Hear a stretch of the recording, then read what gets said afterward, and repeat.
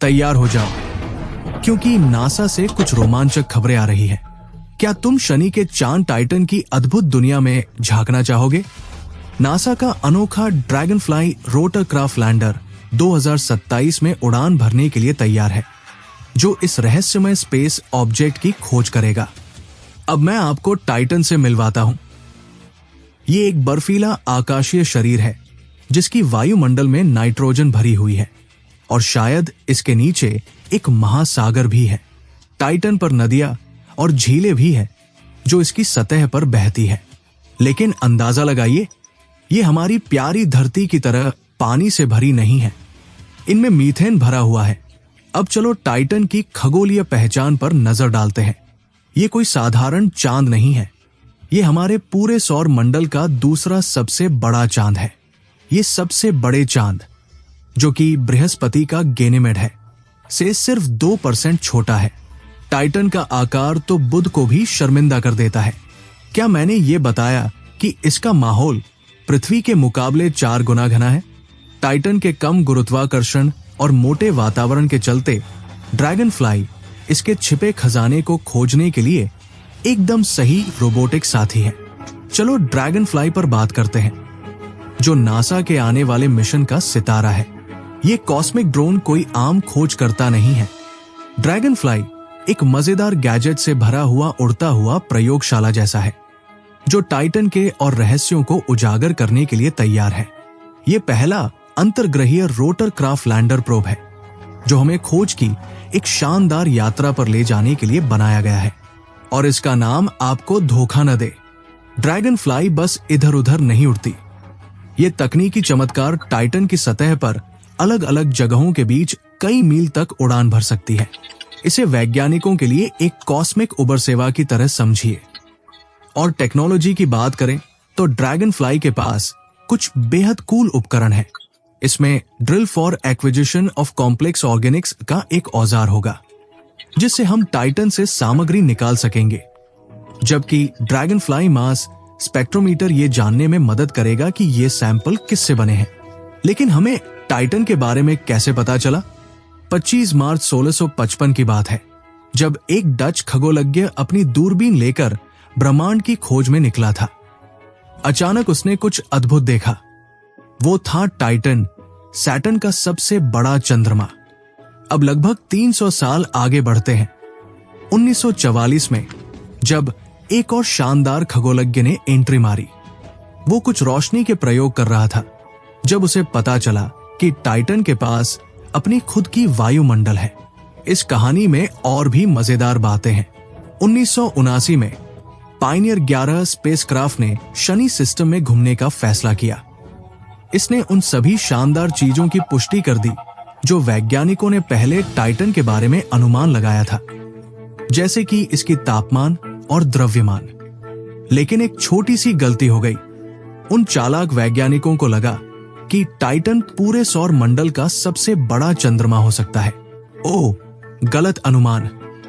फिर भी टाइटन के पास यह रहस्यमय घनी वायुमंडल था जो सभी को चौकस रखता था। अब हम 1980 के दशक पर ध्यान दें, जब वोयाजर 1 और 2 अंतरिक्ष यान ने अपनी शानदार एंट्री की। ये कॉस्मिक खोजी सतन के पास से गुजरे और उन्हें टाइटन की सतह को अच्छे से देखने का मन था। तभी टाइटन ने उनके साथ छिपाछिपी खेलने का फैसला किया। उसकी धुंधली वातावरण ने नीचे क्या हो रहा है ये देखना नामुमकिन कर दिया। इसलिए वोयाजरों ने जो कुछ भी कैद किया वो एक अकेले संतरी रंग की दुनिया की तस्वीरें थी। लेकिन उन्होंने ऊपरी वायुमंडल में एक शानदार नीली धुंध देखी। 1990 के दशक में चीजें वाकई रोमांचक होने लगी। हबल स्पेस टेलीस्कोप ने पार्टी में शामिल होकर टाइटन की कुछ शानदार तस्वीरें लेने का फैसला किया, खास इंफ्रारेड लाइट का इस्तेमाल करके। इस चालाक डिवाइस ने धुंध को पार करने में कामयाबी पाई और बस हबल की तस्वीरों ने टाइटन पर अलग अलग रंग के क्षेत्रों को दिखाया, लगभग जैसे एक विशाल ब्रह्मांडीय शतरंज का बोर्ड। अब हमें पता चला है कि वहां ऑस्ट्रेलिया के बराबर एक चमकदार जगह भी है। फिर भी इन शानदार तस्वीरों के बावजूद टाइटन के धुंध के नीचे क्या है ये रहस्य अभी भी हल नहीं हुआ था। 2004 में कासिनी और उसके यूरोपीय साथी ह्यूजेंस प्रोब के लिए मंच तैयार था। वे जैसे एक बेहतरीन जोड़ी थे, सैटर्न का सामना करने के लिए तैयार। कैसिनी ने रिंग वाले ग्रह की परिक्रमा शुरू की और तुरंत ही अपनी नजर टाइटन पर लगा दी। वो बड़ा पल आखिरकार आ गया। 14 जनवरी 2005 को हॉयजेनस प्रोब ने टाइटन के वायुमंडल में प्रवेश किया। अपनी गिरावट के दौरान हॉयजेनस ने हर तरह का अद्भुत डेटा इकट्ठा किया, तस्वीरें खींची और वायुमंडल का विश्लेषण किया। फिर प्रोब ने ये कीमती जानकारी कैसिनी को वापस भेजी, जो एक अंतरिक्ष डाकिया की तरह हमें उत्सुकता से इंतजार कर रहे धरतीवासियों को भेज दी। अगले 13 सालों में कैसिनी ने टाइटन के करीब 100 से ज्यादा बार उड़ान भरी और हर तरह के शानदार उपकरणों का इस्तेमाल करके चांद की सतह और वातावरण को ध्यान से देखा।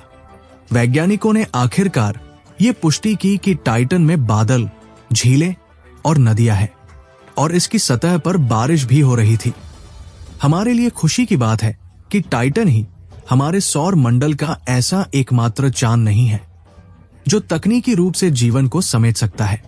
नेपच्यून के अद्भुत चांद ट्राइटन को देखिए। सबसे पहले तो ये नेपच्यून का सबसे बड़ा चांद है, लेकिन ये सच में एक अजीब सा चांद भी है। बहुत से चंद्रमाओं में से केवल 5 ऐसे हैं जो भूवैज्ञानिक रूप से सक्रिय हैं। और अंदाजा लगाओ, ट्राइटन इस खास क्लब का हिस्सा है। ये अपने नाइट्रोजन गैस के जेट्स दिखाने में बड़ा गर्व महसूस करता है। ट्राइटन को एक आइस फैशनेस की तरह सोचो। इसकी सतह ज्यादातर जमी हुई नाइट्रोजन है, जो इसे एक ठंडी, बर्फीली फील देती है। अगर तुम कभी वहां जाने का सोचो तो एक गर्म कोट ले जाना मत भूलना। अब आप सोच रहे होंगे कि ट्राइटन इतनी ठंडी जगह में गर्म कैसे रहता है। तो इसकी एक गुप्त ताकत है जिसे हम टाइडल फोर्सेस कहते हैं। सोचिए, ट्राइटन और नेपच्यून एक ब्रह्मांडीय नृत्य कर रहे हैं जिससे गुरुत्वाकर्षण का घर्षण पैदा होता है। ये नृत्य कुछ गर्मी उत्पन्न करता है जिससे ट्राइटन के पानी को गर्म करने में मदद मिलती है। इतनी गर्मी की बातों के साथ शायद आप ट्राइटन पर जीवन की संभावना को लेकर उत्सुक हो रहे हैं, लेकिन इस चांद पर जिंदगी मिलना उतना ही मुश्किल है जितना कि स्केटबोर्ड पर सवार एक यूनिकॉर्न ढूंढना। वॉयेजर 2, जो ट्राइटन के पास से गुजरने वाला एकमात्र मिशन है, ने अपना सफर 1989 में किया था। और अगर आप ट्राइटन के लिए किसी और मिशन की उम्मीद कर रहे हैं तो बस इतना समझ लीजिए कि सितारे हमारे पक्ष में नहीं हैं।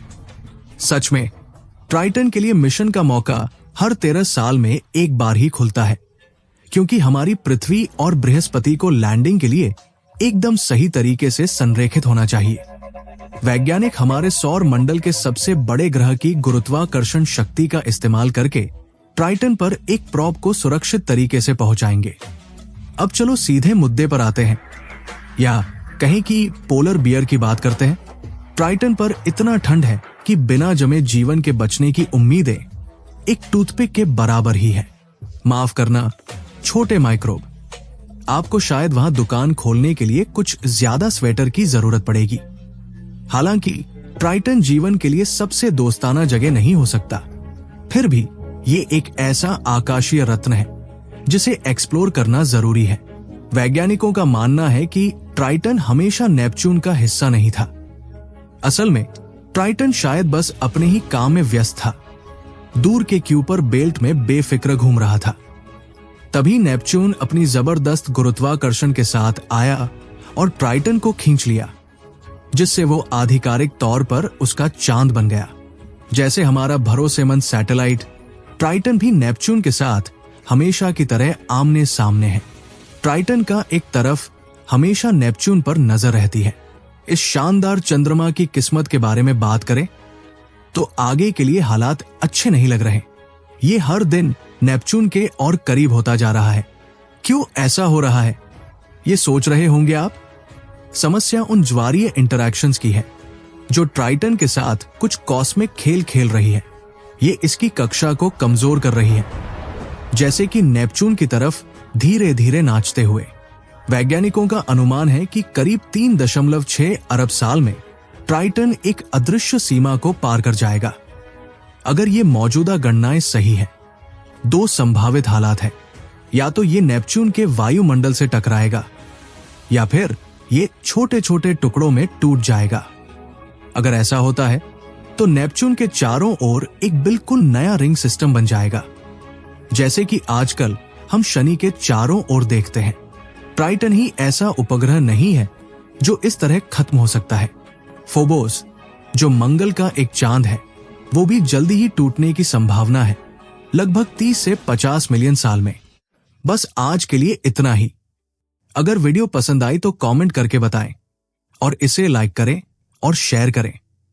आपने चैनल सब्सक्राइब नहीं किया है तो अभी सब्सक्राइब करें और बेल आइकन प्रेस करें। फिर मिलते हैं अगले वीडियो में।